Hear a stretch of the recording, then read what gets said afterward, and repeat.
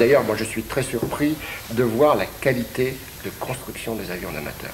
Bon, il y a de tout, bien sûr, il y a des gens qui construisent plus ou moins bien parce qu'ils sont plus ou moins doués, mais il y a honnêtement des avions d'amateurs qui dépassent de loin à toutes les constructions professionnelles.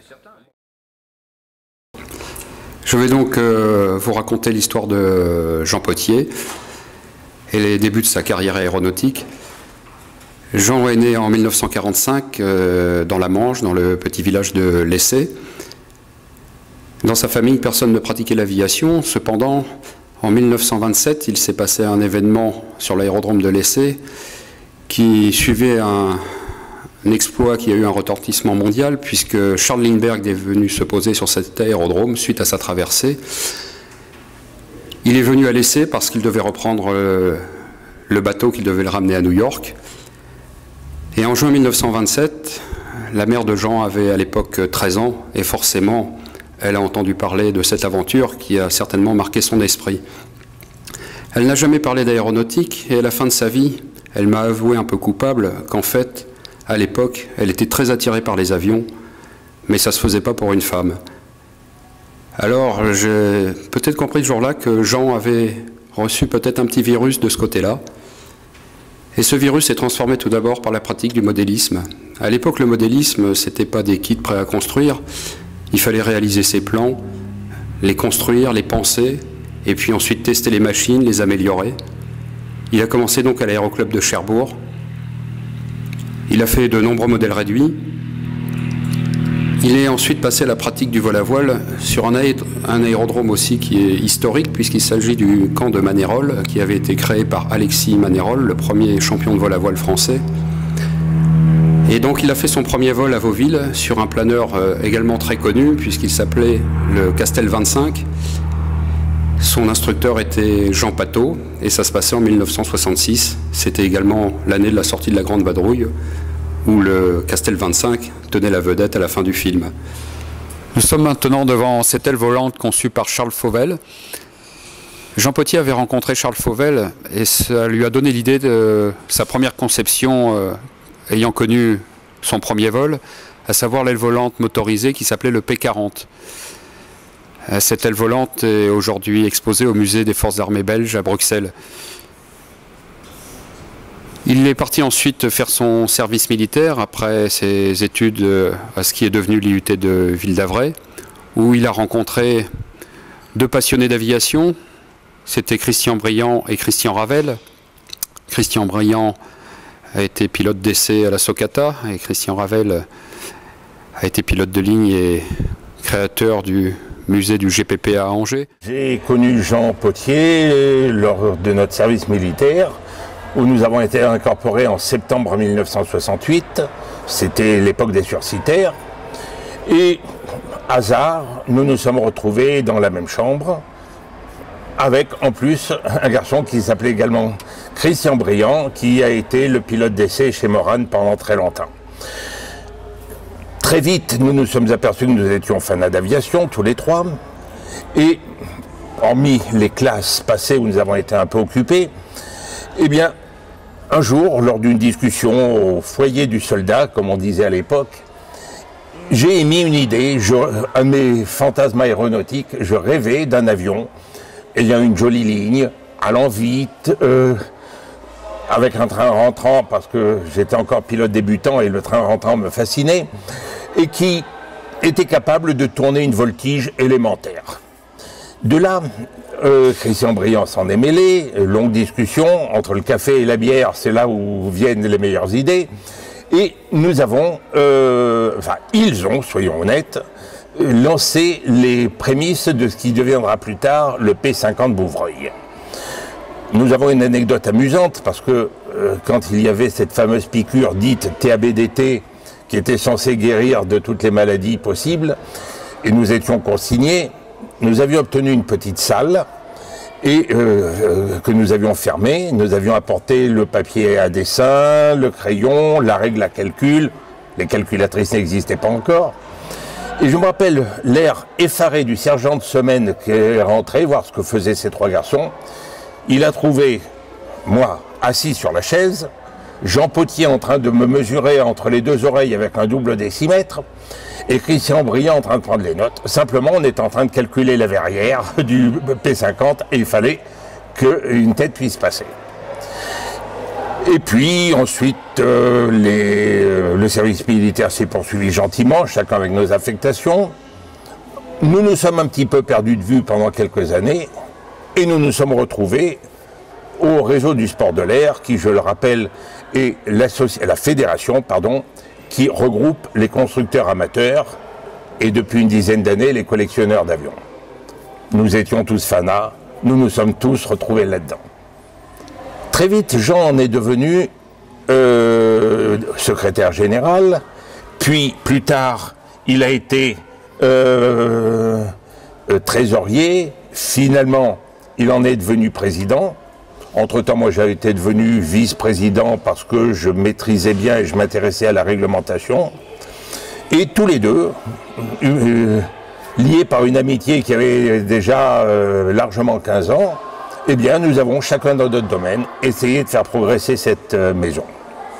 Cela nous a conduit, lors d'une assemblée générale, à fusionner la Fédération française des avions de collection, dont entre-temps j'étais devenu président, et le RSA, dont Jean Pottier était président. Nous avons fusionné, ici même à Angers, ces deux entités, afin d'être plus crédibles vis-à-vis de notre administration. Le Pottier 180 est la suite d'une longue lignée d'avions conçus par Jean Pottier. Il avait commencé par faire des avions en bois et toile, le P40 qui était une aile volante, fort jolie d'ailleurs, le P50, belle machine mais complexe, et puis il a sorti un petit biplan, le P60 Minacro, qui était une très jolie machine, j'ai eu le privilège de voler dessus, et à ce moment-là il a basculé sur le métal. Il y a conçu le Pottier 70, qui était un avion léger, métallique, simple, aile rectangulaire, fuselage carré, riveté, et de là est née l'idée du P80, qui était une machine presque de la même facture, mais beaucoup plus évoluée. Et à la suite de je ne sais quel deal avec l'administration, ils avaient parié qu'ils le construiraient en 8 ou 10 jours pendant le salon du Bourget. Alors, bien entendu, tout le monde a tenu le pari, et les pièces primaires avaient été préparées évidemment à l'avance. Elles sont arrivées et sous l'œil des visiteurs du Bourget, eh bien, toute l'équipe a assemblé et monté cette machine qui était censée voler le dernier jour du salon du Bourget. L'administration a parfaitement joué le jeu. Veritas avait suivi pratiquement tous les jours la construction, donc dès le dernier rivet posé, la machine terminée, elle n'était pas encore peinte, mais elle était terminée, les papiers ont été signés. Le représentant de la Direction générale de l'aviation civile, à l'époque c'était le secrétariat général à l'aviation civile, a signé les papiers à son tour, et malheureusement la météo n'était pas de la partie, donc il a été décidé non pas de faire un premier vol, ce qui n'aurait pas été raisonnable, mais il y a eu un premier roulage sous l'œil du public, sur la piste d'un avion construit en 10 jours, ce qui est quand même un exploit. Cet avion, qui était devenu propriété de Jean Pottier, et avec lequel il avait pas mal volé, il a eu la gentillesse de me le prêter, j'ai fait 2-3 vols avec au Muro, je peux vous dire que c'est une merveille. Et quelques semaines après le décès de Jean, sa famille a souhaité que la machine soit exposée dans notre musée. Donc, elle nous a été amenée en vol. Nous nous sommes engagés à ne plus la faire voler parce que c'est une pièce unique, une pièce historique, et elle a été exposée pendant 7 ou 8 ans, pendue au plafond. Là, pour des raisons de limite de place, nous l'avons descendue. Elle va être stockée pendant 2-3 ans et reviendra à son tour, puisque nous pratiquons des expositions tournantes dans 1 an ou 2, peut-être 3, en fonction de la place disponible. Voilà l'histoire de cette machine magnifique qui, outre le fait que c'est un bel avion, est pour moi directement attaché au souvenir de Jean, et c'est très important. Il a ensuite commencé une courte carrière dans l'industrie électronique, Mais très vite, le virus de l'aviation l'a repris. Et comme tout passionné, il a voulu transformer sa passion en métier. C'est là qu'il est rentré à la CARMAM et qu'il a créé avec Robert Jacquet ses premiers planeurs. Le premier projet, c'était un planeur composite qui s'appelait le JP 1536, qui déboucha ensuite sur une idée de Jean, à savoir développer un planeur à moitié en kit. Je dis à moitié puisque une partie de ce planeur était réalisée de façon industrielle, à savoir toute la partie L, qui était en composite. Et l'idée était de réaliser un fuselage et un empennage en bois qui seraient réalisés en milieu scolaire et dans les associations pour permettre au club de fédérer les membres. Ça permettait également de donner une expérience aux membres du club en matière de construction, d'entretien. L'avantage du 1534, c'est que également, en cas de casse, eh bien, le club était autonome pour les réparations, et ce qui limitait l'immobilisation, puisqu'il n'y avait pas nécessité de transporter un fuselage jusqu'à l'usine de construction pour la restauration, comme c'est le cas pour un fuselage composite. L'autre aspect, c'était bien sûr le coût, puisque avec le projet 1534, on arrivait à construire un planeur des performances légèrement inférieures à celles du 1536, mais par contre avec un coût de revient de pratiquement 30% inférieur. Il avait également un empennage qui était plus important, avec une surface augmentée d'à peu près 20%, ce qui augmentait la stabilité longitudinale du planeur et en facilitait le pilotage. On voit ici que aussi Jean a commencé à développer son esprit amateur, et la construction amateur a pris évidemment une très grande place dans sa vie, puisqu'il a ensuite réalisé de nombreux avions, avions métalliques, avions bois étoile. Ces conceptions ont été construites un petit peu partout en France, mais également en Europe. À la fin de l'aventure de la CARMAM, puisque quand on est passionné, on n'est pas toujours très bon gestionnaire, il s'est donc réorienté vers simplement une passion de conception qui était consacrée uniquement aux amateurs. Il a conçu pratiquement une vingtaine de machines qui volent toujours aujourd'hui. Donc Jean, c'est un garçon, j'ai eu le bonheur de le connaître, de travailler, disons, 7 ans, je crois, avec lui. Et c'est un garçon d'une gentillesse et surtout un passionné. Et il était tombé avec moi, comment dirais-je, ça s'était créé des liens. Ça avait beau être mon patron, on aimait les mêmes choses, l'aéronautique, tout ça, mais je lui ai toujours dit vous, une marque de respect, vu que c'était quand même mon patron et tout. C'est qu'après, quand j'étais plus du tout dans la société, qu'on s'est tutoyé, enfin qu'on était amis, c'était autre chose. Mais dans la société, entre nous, c'était l'ouvrier et le patron, mais avec des affinités toutes particulières. C'est-à-dire qu'il savait très bien que Toutou, puisque c'est mon surnom à l'époque dans l'atelier, Toutou, il pouvait être présent pas à n'importe quelle heure du jour et de la nuit, mais presque. C'est-à-dire que s'il y avait des pièces à refaire ou des trucs qui n'allaient pas, Toutou, à 18h, des fois il restait finir sa pièce à souder. Et puis il était content de la finir, parce que dans la foulée, il y avait peut-être Jean qui était là dans le coin. Il dit, bon, on va monter ça dans le planeur, voir si ça va ou si ça va pas, quoi. Enfin, c'est un peu comme ça que ça fonctionnait. Alors j'ai eu le bonheur de connaître Jean, et pour moi, ça m'a fait rêver, parce que lui est ingénieur, donc il m'a montré des tas de trucs que moi j'ignorais totalement dans la construction aéronautique, quoi. Pour moi, c'était jamais assez solide. Oui, alors comme je disais avec Jean Potier, comme il était souvent, enfin pas souvent, mais quelquefois absent pour ses amis constructeurs amateurs avec les liasses de plans et la construction de tous ces petits avions qu'il avait conçus, nous, à la CARMAM, en tant qu'ouvrier, le patron, on le voyait, tac, on lui sautait dessus, et puis il nous disait, voilà, pour demain, je serai là, est-ce que ça serait possible de me faire telle et telle pièce pour qu'on essaye dans le planeur si ça va ou pas, pour maqueter, quoi, savoir si les bouts de tube, les manches à balai coinçaient pas nulle part, etc., etc.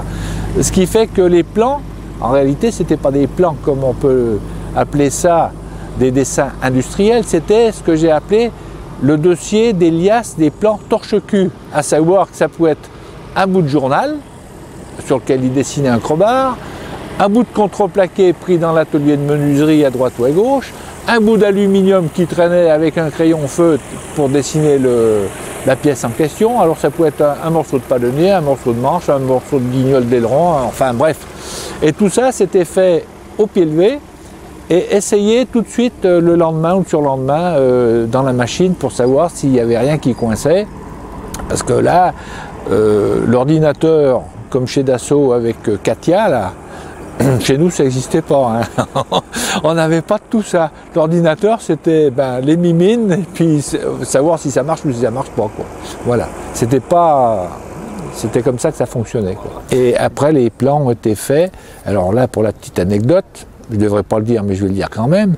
Ils ont été faits en 2 jours. 2, 3 jours et 3 nuits qui sont allés avec, quoi. C'est-à-dire au bureau d'études, enfin les dessinateurs qui étaient à la Carmam à l'époque, ils sont tous mis au boulot, ils ont ramassé tous les bouts de papier qui traînaient dans mon atelier, entre autres pour les parties mécaniques, et ils ont mis tout ça au propre.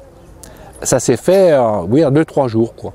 Un travail énorme, parce qu'il n'y avait pas que les plans mécaniques du planeur lui-même, les guignols d'aileron, le manche, etc. Il y avait tout l'outillage qui allait avec, à savoir les gabarits de soudure, les gabarits de perçage, les gabarits de pliage, enfin tout ce qui sert pour faire fabriquer une pièce de A à Z quand rien n'existe, quoi. Donc ils sont payés tout ce boulot-là dans un laps de temps excessivement court. Alors que si ça avait été dans une usine, une usine très structurée dans l'industrie, évidemment, c'est pas comme ça que ça se passe, quoi. Voilà. C'est le côté marrant. Mais le côté marrant, quand même, en 3-4 jours, ils ont fait un boulot de plusieurs mois, quoi, disons, de paperasse qui ont été mises au point et à jour pour la certification, entre autres, du planeur. Parce qu'il n'y aurait pas eu ces plans-là mis au propre et à jour, le JP 1536 ne serait jamais sorti sur le marché, c'est clair. J'ai obtenu du service de l'information aéronautique que le SFA s'implique aussi pour les essais en vol. C'est pour cela que la machine est partie au printemps à Saint-Auban pour être essayée en vol constructeur, dirons-nous, par Jean Brunswick, qui était chef pilote adjoint et qui était aussi pilote d'essai à Saint-Auban. La cellule d'essai statique ayant donné les résultats espérés, hein, les essais en vol se sont poursuivis. Au début très, très favorable, jusqu'au jour où Jean Brunswick a voulu l'essayer partant de Mistral. Et là, ça a été une autre histoire. Grosse frayeur, hein, dans les turbulences, la machine devenait impilotable. Vérification en utilisant des fils de laine, notamment sur l'empennage. Et là, il s'est aperçu qu'il y avait un problème de turbulence créée sur l'empennage, dans le sillage de l'aile, notamment sous des variations d'assiette brutale dues aux turbulences en rotor. Jean Potier et moi-même à Saint-Auban, après des discussions très serrées avec Jean Brunswick, hein, nous avons tous les deux réussi, Brunswick et moi, à arracher le morceau, c'est-à-dire de rallonger le fuselage, car Brunswick pensait qu'à juste titre, l'expérience l'a prouvé, que que le fuselage était un peu court, et ce qui expliquait beaucoup de choses. Et puis finalement, donc, le 1er juillet, le planeur redescendait à Saint-Auban, et là, aux surprises, vol absolument parfait, méconnaissable, et la machine remplissait parfaitement toutes les conditions. Plus aucun problème de flotteur, de vibration, de flottement, de pilotage dans les turbulences, machine répondant parfaitement.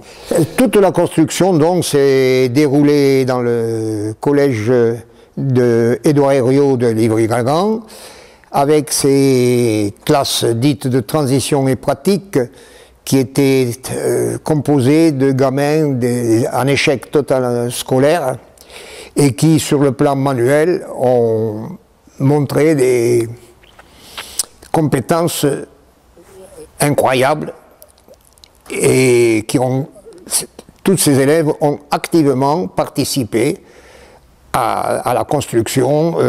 Les classes quatre classes venaient à tour de rôle travailler dans l'atelier.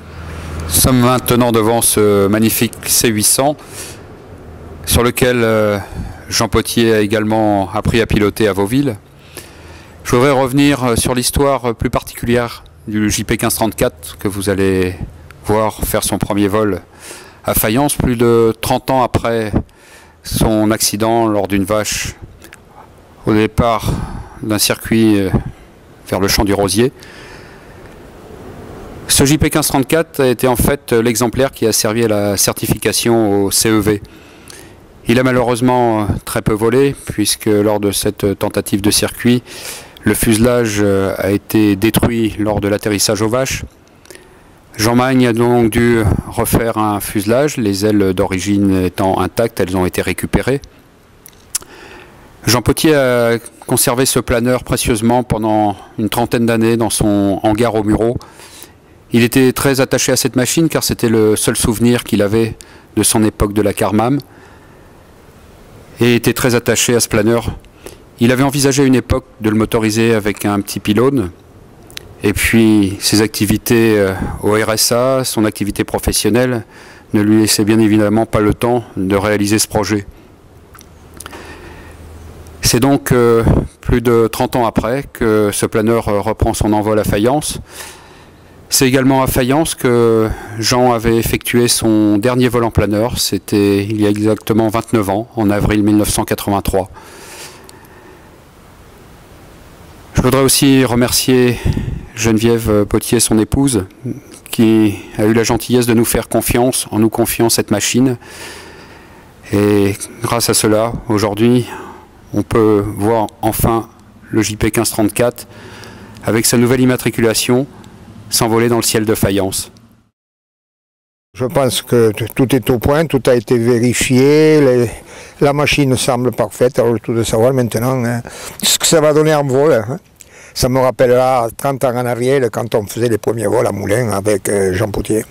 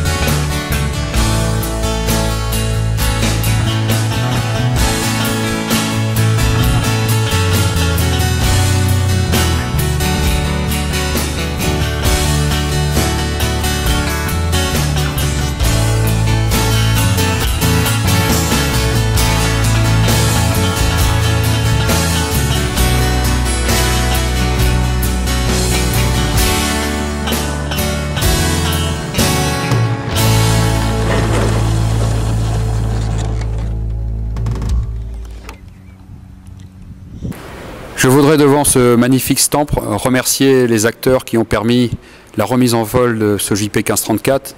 Tout d'abord, bien sûr, remercier Jean Magne pour le magnifique travail réalisé sur cette machine.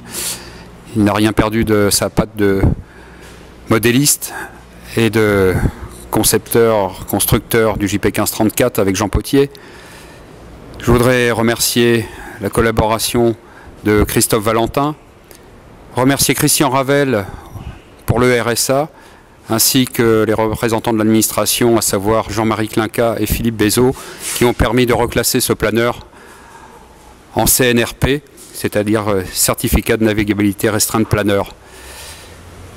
Cette coopération a permis pour moi de réaliser le rêve que je m'étais promis après la disparition de Jean. Merci à tous.